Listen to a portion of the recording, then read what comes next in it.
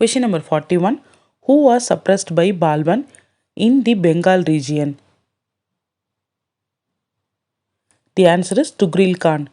Balban was ruthless in dealing with the rebellions and he appointed one of his favorite slaves, Tughril Khan, as the governor of Bengal.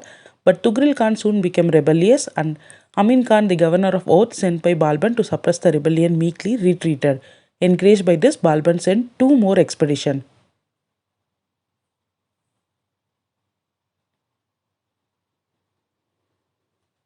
Question number 42. When was the Goodwill Mission sent to Delhi by Hulagu Khan?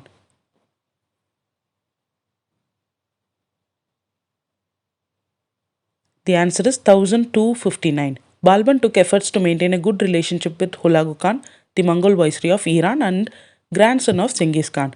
Balban succeeded in obtaining from him the assurance that Mongols would not advance beyond Satluj, and Hulagu Khan reciprocated this gesture by sending a goodwill mission to Delhi in the year 1259.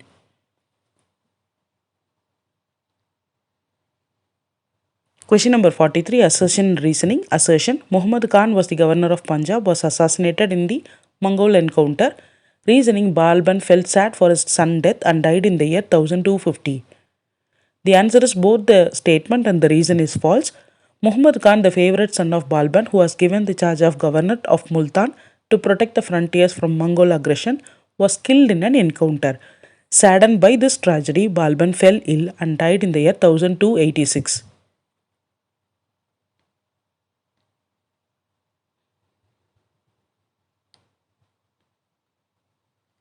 Question number 44. Who was the successor of Kaikubat?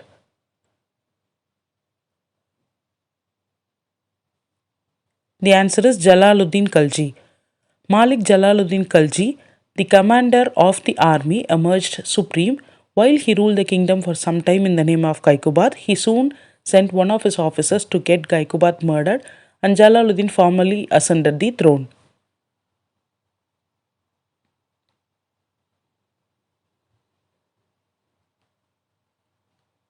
Question number 45.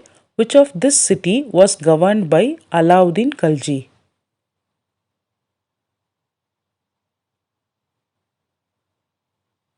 The answer is Kara. Alauddin, a nephew and son-in-law of Jalaluddin Khalji, who was appointed governor of Kara, invaded Malwa and this campaign yielded a huge booty. The success of this campaign stimulated his urge to embark on a campaign to raid Devagiri, the capital city of Yadava kingdom in the Deccan.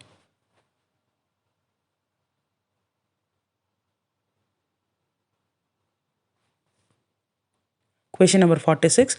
When was the last Mongol incursion occurred in India? The answer is 1308. During the second year of his rule, 1298, when Mongols stormed Delhi, the army sent by Alauddin succeeded in driving them back.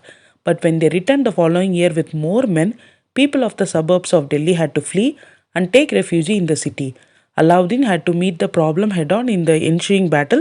Mongols were routed, yet raids continued until 1305. The last major Mongol incursion took place in 1307 to 8.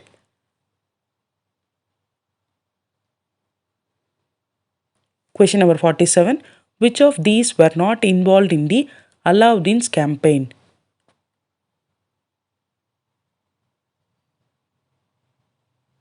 The answer is Pune. Alauddin's campaign into Devagiri, Gujarat, Ranthambore, Chittoor and Malwa were meant to proclaim his political and military power as well as to collect loot from the defeated kingdoms. It was with the same plan that he unleashed his forces into the Deccan.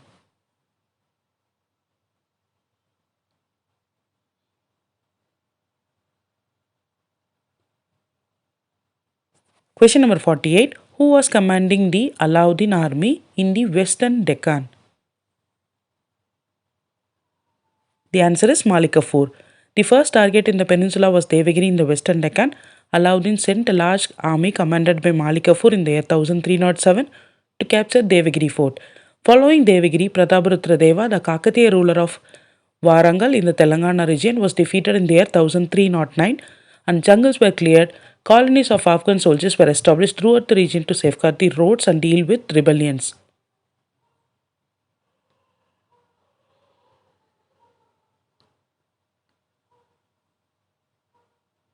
Question number 49. Which king surrendered to the Alauddin in Delhi forces in the year 1310? The answer is Veeraballala III. In 1310, the Hoysala ruler Veeraballala III surrendered all his treasures to the Delhi forces because of Malik Kafur invasion into the Deccan region.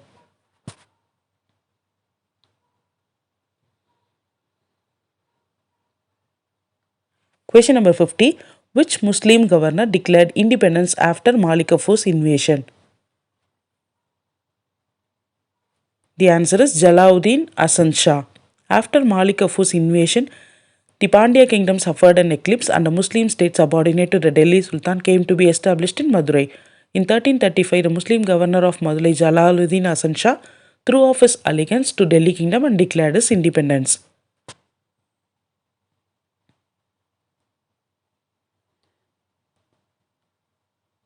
Question number 51.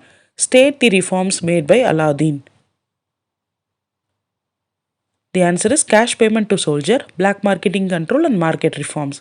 Alauddin was the first sultan to pay his soldiers in the cash rather than giving them share in order to restrict prices of essential commodities.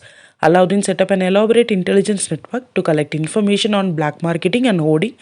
Violators of the price regulations were severely punished.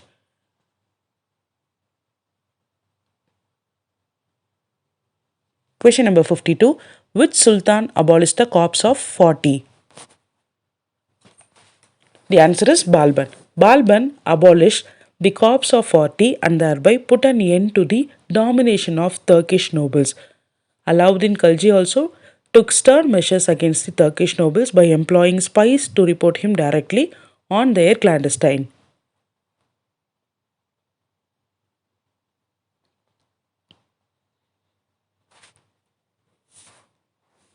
Question number 53. With Khalji's ruler death brought the Tughlaq dynasty in India? The answer is Khusro.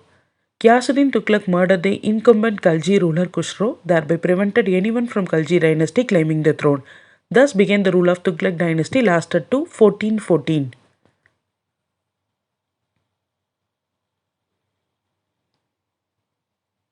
Question number 54. When did Muhammad bin Tughlaq was thrown after Ghiyasuddin Tughlaq? The answer is 1325. Ghiyasuddin Tughlaq followed a policy of reconciliation with the nobles, but in the fifth year of his reign, Ghiyasuddin died.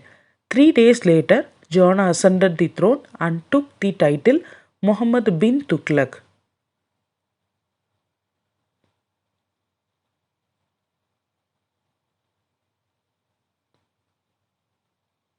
Question number 55. Which was the new capital of Muhammad bin Tughlaq? The answer is Daulatabad, Devagiri.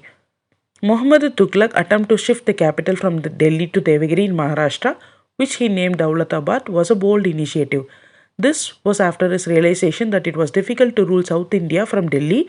Centrally located Devagiri also had the advantage of possessing a strong fort at the top of rocky hill.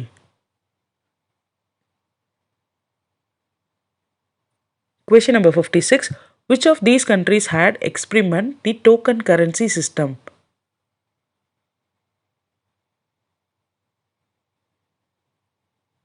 The answer is China.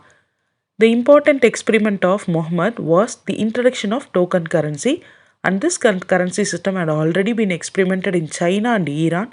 For India, it was much ahead of its time, given that it was time where coins were based on silver content.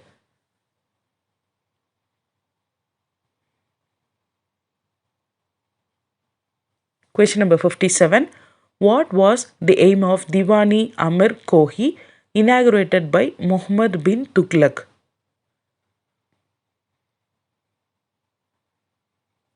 The answer is agriculture development, advanced loans for cattle and seeds. Officers were appointed to monitor the crops. The Sultan established a separate department to take care of agriculture. Loans were advanced to farmers for purchase of cattle, seeds, and digging of wells, but to no avail. Officers appointed to monitor crops were not efficient, and the nobility of and important officials were of diverse background.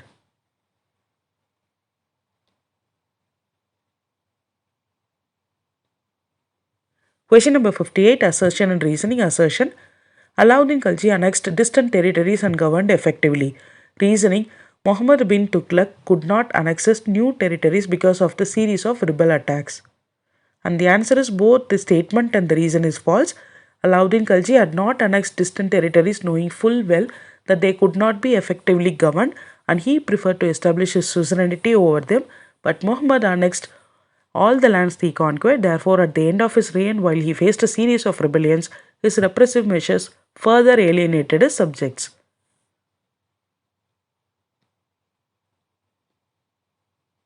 Question number 59. Firoz Tughlaq's father Raja was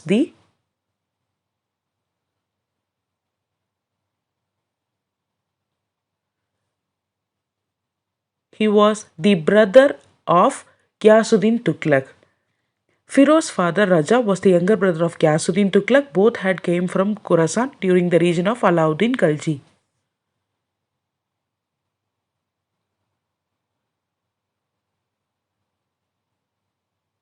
Question number 60. Whose real name was Kannu? The answer is Khan-e Jahan. The vizier of Firoz Tughlaq, the famous Khan-e Jahan, was a Brahmin converted to Islam.